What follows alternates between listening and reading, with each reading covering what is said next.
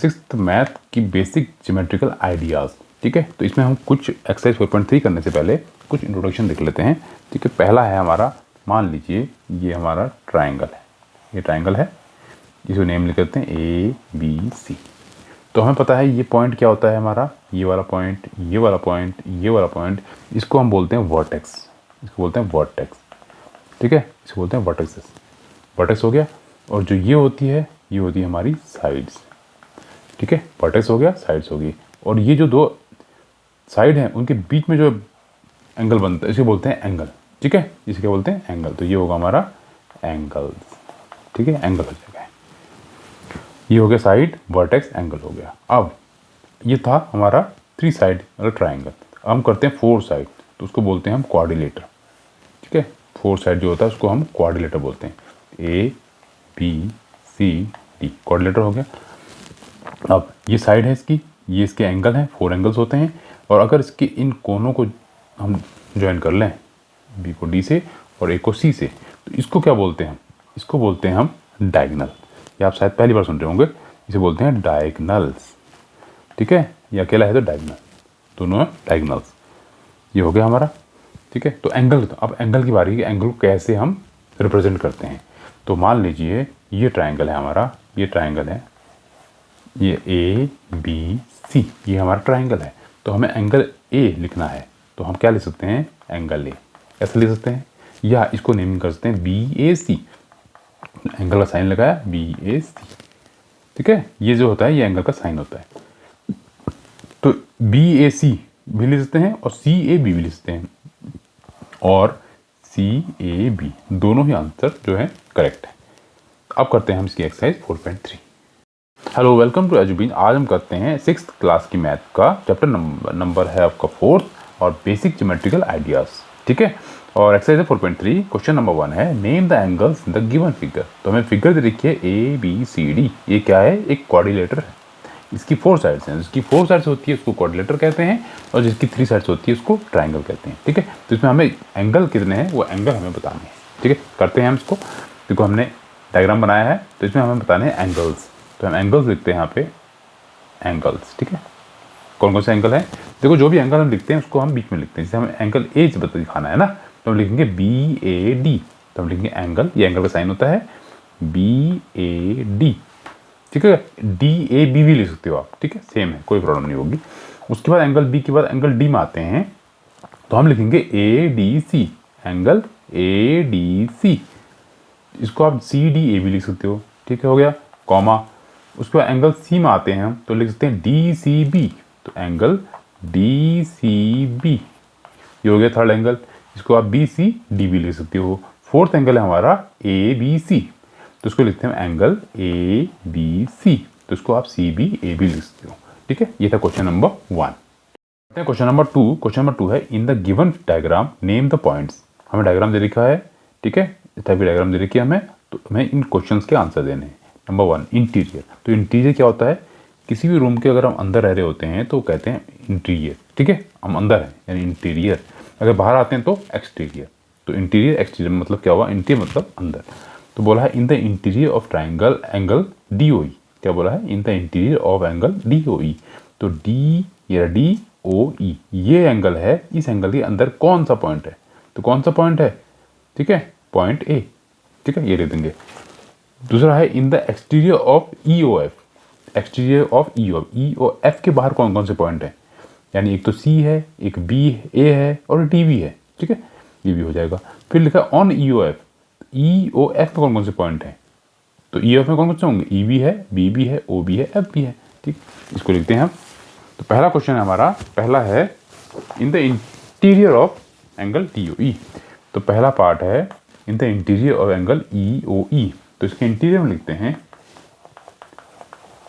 Interior of angle D O E. ठीक है, D है तो डी ओ ई के अंदर, तो डी ओ ई ये एंगल है, इसके अंदर कौन सा पॉइंट है, इसके अंदर कौन सा पॉइंट है, एंगल पॉइंट है ए। तो यहाँ लिख देंगे आंसर का सोल्यूशन हो जाएगा ए पॉइंट हो गया।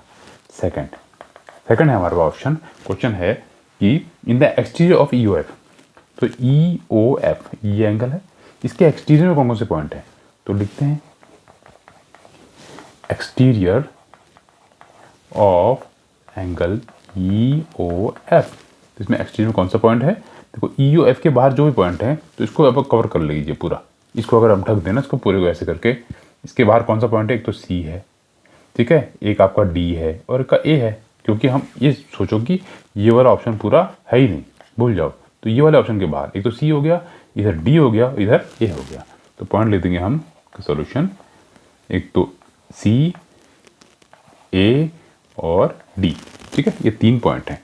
थर्ड ऑप्शन है हमारा कि ऑन EOF एंगल EOF, तो लिखोगे ऑन एंगल EOF। तो EOF में कौन से पॉइंट है? देखो EOF में यानी अब लाइन में पहले था इंटीरियर और एक्सटीरियर, अंदर और बाहर बताना था।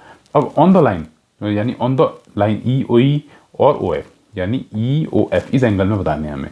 तो एक तो एंगल E हो जाएगा, सॉरी पॉइंट E हो जाएगा, दूसरा पॉइंट B हो जाएगा, थर्ड पॉइंट O हो जाएगा और फोर्थ पॉइंट ये F हो जाएगा, ठीक है। ये था क्वेश्चन नंबर 2। क्वेश्चन नंबर 3 है draw rough diagram of two angle such that they have. तो अभी तक क्या किया था, हमें डायग्राम दी थी, उससे क्वेश्चन हमें निकालने थे, बनाने थे, उसके सोल्यूशन सॉल्व करने थे। अब हमें डायग्राम बनानी है, जो भी हमें क्वेश्चन दिया है उसके बेस पे डायग्राम बनानी है। तो हमें फिगर ड्रॉ करना है, बोला है two angle such that they have. Number 1 ये पॉइंट है हमारा, 1 पॉइंट इन कॉमन, यानी 2 एंगल बनाने हैं तो टू एंगल सच दैट उनमें क्या होना चाहिए, 1 पॉइंट कॉमन होना चाहिए। दूसरा क्या है, 2 point in common, 2 point common होने चाहिए। थर्ड है 3 पॉइंट कॉमन, फिर है 4th पॉइंट कॉमन, उसके बाद है 1 रे इज कॉमन। तो पहले करते हैं इसका थर्ड का फर्स्ट पार्ट। तो क्वेश्चन नंबर 3 का फर्स्ट पार्ट, तो पहला पार्ट क्या है हमारा, 1 पॉइंट इज कॉमन। देखो 1 पॉइंट कॉमन के लिए क्या होगा, यहाँ लिखते हैं 1 पॉइंट इज कॉमन। तो 1 पॉइंट के लिए हो जाएगा, ये ऐसा बनाया, ये वाला पॉइंट इसको O ले लो, इस पॉइंट को A ले लो, इसको B ले लो, यहाँ एरो लगा दिया। तो कितने पॉइंट कॉमन हो गए, 1 पॉइंट, ठीक हो गया। 1 पॉइंट कॉमन, तो हमें 2 एंगल ऐसे बनाना है जिसमें 1 पॉइंट कॉमन हो, ठीक है। तो इसमें ऐसा बन सकता है, ये बनाया हमने, इसको A लिख देते हैं पॉइंट, इसको पॉइंट B एरो लगा दिया, यहाँ पॉइंट C लिख लेते हैं और एक पॉइंट यहाँ बना लेते हैं, एक लाइन, ये हो जाएगा, इसको D ले लेते हैं। तो अब देखो 2 एंगल हैं और दोनों में पॉइंट, एक कॉमन पॉइंट क्या है, C, तो 1 पॉइंट कॉमन, डायग्राम बन गया, ठीक है। बी पार्ट बोला है 1 पॉइंट हो गया, अब बोला है 2 point common, 2 point is common, तो यहाँ लिखते हैं 2 पॉइंट कॉमन। तो 2 पॉइंट कॉमन है, इसके लिए क्या होगा, देखो अगर हम ऐसा बना देना इसको, ये ऐसे करके, ये पॉइंट A है, ये पॉइंट B है, ये एरो हो गया, ये O हो गया, फिर यहाँ से फिर घुमा दें ऐसे, ठीक है, इसको फिर बना दें। अब देखो क्या हो गया, इसको A B, इसको C ले लेते हैं, इसको D ले लेते हैं एरो। तो देखो 2 एंगल हैं, उसमें एक पॉइंट कॉमन पॉइंट ये हो गया O, एक कॉमन पॉइंट क्या हो गया B, ये हो गया B। तो 2 कॉमन पॉइंट इसमें हो चुके हैं, ठीक है। ये पोर्शन नहीं भी आएगा चलेगा। उसके बाद C पार्ट, इतना हो गया C पार्ट क्या है, C पार्ट था हमारा 3 पॉइंट इन कॉमन। देखो C पार्ट और D पार्ट, देखो C पार्ट में है 3 पॉइंट कॉमन और 4th D में है 2 पॉइंट कॉमन। देखो इसमें है 3 पॉइंट, ठीक है, 3 पॉइंट्स इन कॉमन। देखो 3 पॉइंट कॉमन और 4 पॉइंट कॉमन, इसके लिए आंसर क्या होगा, सीधा यहाँ लिखते हैं 4 पॉइंट कॉमन, 4 पॉइंट्स कॉमन, ठीक है। इन दोनों का आंसर लिख देते हैं, क्या होगा, इट इज़ नॉट पॉसिबल, ये पॉसिबल नहीं है, इट इज़ नॉट पॉसिबल, ठीक है, क्योंकि 3 पॉइंट कॉमन और 4 पॉइंट कॉमन का हम पॉसिबल नहीं बना नहीं सकते डायग्राम, ठीक। उसके बाद ई पार्ट, ये आते हैं हम ई पार्ट पे। ई पार्ट है 1 रे इज कॉमन, ठीक है, क्या है, 1 रे इज कॉमन। 1 रे कॉमन में क्या कर सकते हैं हमने ऐसे करके एंगल बनाए, ये एंगल बना, point A, that is point B, that is point O, that is arrow, and this is the ray, that is C। तो इसका मतलब कि 1 रे कॉमन, तो ये एक एंगल है, ये एक एंगल है, दोनों में क्या रे है, ये कॉमन है, OC। तो लिखते हैं OC इज कॉमन रे, ठीक है। इसके साथ ही एक्सरसाइज खत्म होती है और चैप्टर हमारा खत्म होता है। ठीक है, नए चैप्टर मिलते हैं, तब तक